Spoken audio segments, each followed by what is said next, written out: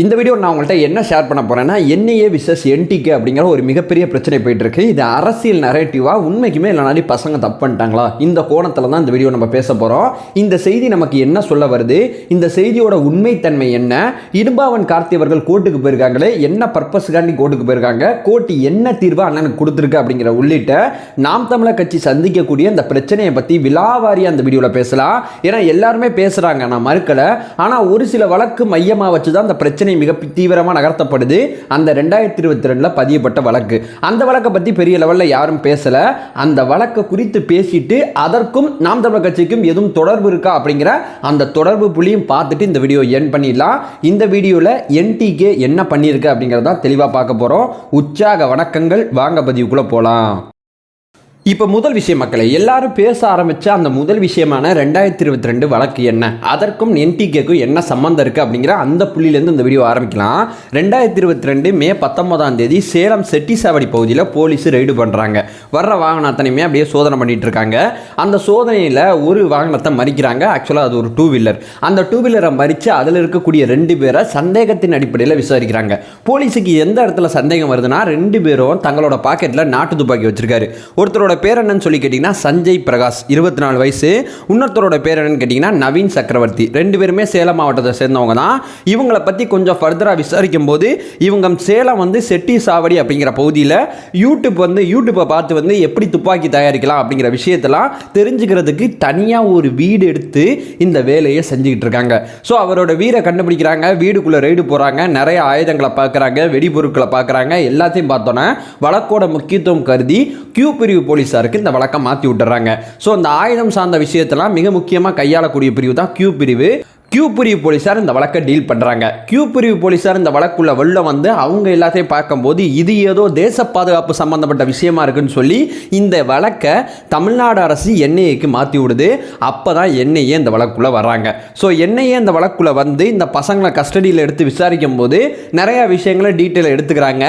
அதன் அடிப்படையில் இந்த பசங்க தப்பு பண்ணிட்டாங்க, என்ஐஏ கண்டுபிடிச்சிட்டாங்க, கையுங்களமாக மாட்டிக்கிட்டாங்க. இந்த பசங்க வீட்டிலேருந்து பார்த்தீங்கன்னா நிறைய பேரோட தலைவர்கள், நீதிபதிகளோட கொலை மிரட்டல் இருக்கக்கூடிய படிவங்கள் முதற்கொண்டு இருந்ததா சொல்றாங்க. ஸோ இந்த மாதிரி இந்த பசங்க உண்மைக்குமே விடுதலை புலிகளை புத்துயிர் கொடுக்கறதுக்கான வேலையை பார்த்ததை ஆதாரப்பூர்வமாக என்ஐஏ கண்டுபிடிச்சிருச்சு. ஸோ இந்த பசங்களை மையமாக வச்சு பிரபல யூடியூபர்கள் மேலே என்ஐஏ சந்தேகப்பட்டு தன்னோட ரெய்டை தொடர்ச்சியாக மேற்கொண்டிருக்காங்க. இந்த 2 பேர் இருக்காங்கல்ல, இந்த 2 பேரோட 3வது ஒருத்தரை கைது பண்ணுறாங்க, கபிலன் ஒருத்தர். இந்த 3 பேர் மேலே ஆயுத பதுக்கல் உட்பட சில வழக்குகளை என்ஐஏ பதிவு செஞ்சு இந்த பசங்களை கஸ்டடியில் எடுத்து விசாரிச்சிருக்கு. ஆனால் இப்போ நடந்துச்சு பார்த்தீங்கன்னா, நாம் தமிழர் கட்சியோட 6 மிக முக்கியமான நிர்வாகிகள் வீட்டில் ரெய்டு. இது ஆக்சுவலாக வழக்கெல்லாம் பதிவு செய்யலை, சந்தேகத்தின் அடிப்படையில் என்ஐஏ இந்த வழக்கை விசாரிச்சிருக்கு. ஸோ சந்தேகப்படுறாங்க, சந்தேகத்தின் அடிப்படையில் வீட்டில் போய் ரெய்டு பண்ணியிருக்காங்க. அவ்வளோதான் இங்கே நடந்திருக்கு. அந்த பசங்க வழக்கு பதிவு செஞ்சு நீதிமன்ற காவல் எடுத்து விசாரிச்சது. இங்கே வழக்கெல்லாம் எதுவும் பதிவு செய்யலை, என்ஐஏ சந்தேகப்படுத்தி வீட்டுக்குள்ளே போய் ரெய்டு பண்ணிட்டாங்க. சென்னை, திருச்சி, கோவை, சிவகங்கை, தென்காசி அப்படிங்கிற 6 மாவட்டங்களில் கிட்டத்தட்ட 50க்கும் மேற்பட்ட இடங்களில் என்ஐஏ ரெய்டு விட்டாங்க. இந்த ரெய்டில் பார்த்தீங்கன்னா கைப்பற்றக்கூடிய விஷயங்கள் சொல்லி என்ன சொல்லியிருக்காங்கன்னா, ஒரு மடிக்கணினி கைப்பற்றிருக்கோம், 7 மொபைல் ஃபோன் கைப்பற்றிருக்கோம், சில சிம் கார்டுகள் கைப்பற்றிருக்கோம், புத்தகங்கள் கைப்பற்றிருக்கோம், நிதி திரட்டப்பட்டதுக்கான சில ஆதாரங்கள் கைப்பற்றிருக்கோம் சொல்லி என்ஐஏ தன்னோட ஸ்டேட்மெண்ட்டை அஃபீஷியலாகவே தெரிவிச்சிட்டாங்க. ஸோ என்ஐஏ இந்த வழக்கை எப்படி நகர்த்தி கொண்டு போகிறாங்கன்னா, இந்த நாம் தமிழர் கட்சிக்கும் இந்த பசங்களுக்கும் நாம் தமிழர் கட்சிக்கும் தொடர்பு இருக்குது. ஸோ நாம் தமிழர் கட்சியோட முகமாக பார்க்கப்படுற இந்த 6 பேர் இன்டர்நெட்டில் பெரிய லெவலில் தங்களோட கருத்துக்களை தெரிவிக்கிறாங்க. இவங்களை மையமாக வச்சு வெளிநாட்டுகள்லேருந்து எதுவும் நிதி வருதா, அந்த நிதிக்கும் இந்த பசங்களுக்கும் இந்த பிரபல யூடியூபர்களுக்கும் எதுவும் தொடர்பு இருக்கா அப்படிங்கிற கோணத்தில் என்ஐஏ இந்த வழக்கை நடத்துகிறாங்க. ஸோ இதுதான் என்ஐஏக்கும் நாம் தமிழர் கட்சிக்கும் இருக்கக்கூடிய தொடர்பு. ஸோ இந்த இடத்துல நம்ம இடும்பாவன் கார்த்தி அவர்களோட அந்த ஸ்டேட்மெண்ட்டை கொண்டு போய் வைக்கலாம். இடும்பாவன் கார்த்தி அவர்களுக்கு வாட்ஸ்அப்பில் ஒரு மெசேஜ் ஒன்று வருது. அதாவது நீங்கள் இன்னைக்கு என்ஐஏ ஆஃபீஸ் வாங்க அப்படிங்கிற மெசேஜ் வருது. இதை பார்த்தோன்னா இடும்பாவன் கார்த்தி அவர்கள் என்ன பண்ணிட்டாங்கன்னா கோர்ட்டுக்கு போயிட்டாங்க. கோர்ட்டுக்கு போய் அவசர வழக்காக அந்த வழக்கை போட்டாங்க. சார், நான் ஆக்சுவலாக திருச்சி போயிட்டு இருக்கேன் சார், திருச்சியில் ஒரு போராட்டத்துக்கு போயிட்டு இருக்கேன். அந்த போராட்டத்துக்கு இடையூறு கொடுக்கும் விதமாக இந்த மாதிரி அழைப்பானை அனுப்புகிறாங்க. அந்த அழைப்பானையை இன்னைக்கு அனுப்பி இன்னைக்கே ஆஜராக சொல்கிறாங்க. எப்படி சரியா இருக்கும்? ஒருத்தர் வெளியூர்ல இருந்தாருன்னா அவர் எப்படி இன்னைக்கே ஆஜராக முடியும் அப்படிங்கிற விஷயத்தை நீதிமன்றத்தில் தங்களுடைய வாதத்தை முன்வைக்கிறாங்க. நீதிமன்றத்தில் என்ஐஏ தரப்புலேருந்து என்ன சொல்லப்படுதுன்னா, சரிங்க, இந்த சம்மனை வேணால் நாங்கள் மாற்றி அமைச்சுக்கிறோம், 5ஆம் தேதி ஆஜராக சொல்லுங்கள், சட்டத்துக்கு உட்படுதான் என்ஐஏ செயல்படும். ஸோ சிறு தவறு நடந்துருச்சு, 5ஆம் தேதி இடும்பாவன் கார்த்தி அவர்கள் ஆஜராகட்டும். ஸோ மிச்சவங்க எல்லாருக்குமே 7ஆம் தேதி சம்மன் அனுப்பிச்சிருக்காங்க. ஸோ டோட்டலாக பார்த்தீங்கன்னா நாம் தமிழர் கட்சியோட நிர்வாகிகளில் இடும்பாவன் கார்த்தி அவர்கள் மட்டும் முத நாள் ஆஜராகிறாங்க. அதுக்கப்புறம் பார்த்தீங்கன்னா மிச்ச யூடியூபர்கள் எல்லாருமே பின்னாடி ஆஜராகிறாங்க. ஸோ இடும்பாவன் கார்த்தி அவர்கள் ஆஜராகிற அன்னைக்கு என்ஐஏ என்ன சொல்கிறாங்கன்னா, என்ஐஏ அலுவலகத்துக்கு அண்ணன் சீமான் அவர்கள் நேரடியாக சந்திச்சு போய் ஆஜராவார் அப்படிங்கிற விஷயத்தை சீமான் அவர்கள் வெளிப்படையாகவே தெரிவிச்சிருக்காங்க.